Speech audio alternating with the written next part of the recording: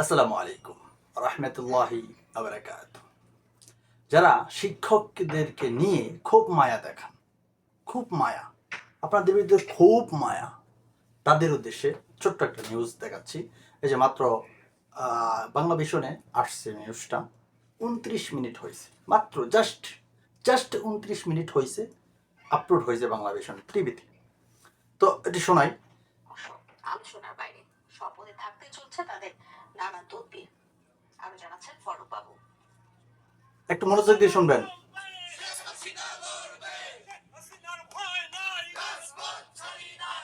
Slogan দেওয়া ব্যক্তিরা কোন রাজনৈতিক দলের কর্মী নয়, মাধ্যমিক ও উচ্চ মাধ্যমিক অধিদপ্তরের কর্মকর্তা।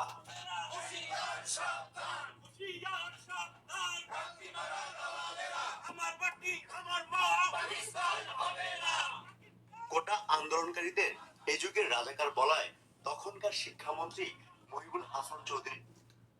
এরা শিক্ষক, এই মিয়া, এরা শিক্ষক। সুশীল সমাজ যারা আছো, তাদের স্লোগানটা কি ছিল? আমরা কি বাংলাদেশে পাকিস্তান বানাইতে চাইছিলাম? হ্যাঁ, আমরা কি পাকিস্তান কোনো সময় কইছি যে বাংলাদেশ আমরা পাকিস্তান বানাবো?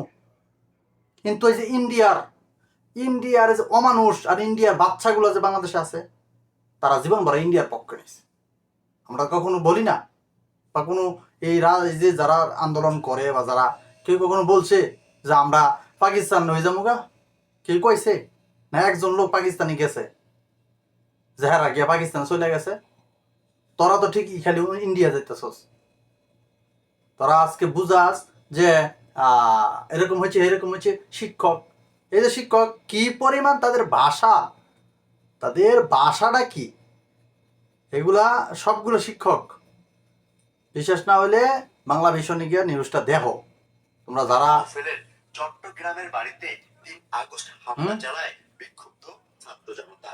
এর প্রতিবাদে ও মন্ত্রী চাকরিরত অবস্থায় এমন দলীয়পনার এই সে অবস্থা। হ্যাদের মতন শিক্ষকদের কারণে, হ্যাদের কারণেই আরেকজন লাই পায়, আরেকজন আইসা যুক্ত হয়। এর জন্য আজকে জাতির শিক্ষা ব্যবস্থা ধ্বংস।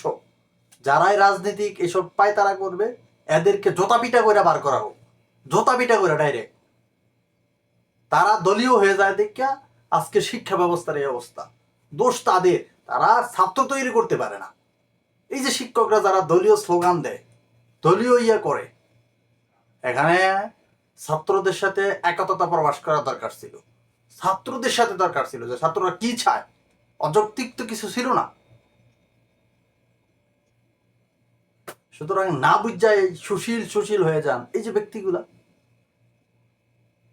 ভালো হওয়ার চেষ্টা করে। সময় আছে, ভালো হন।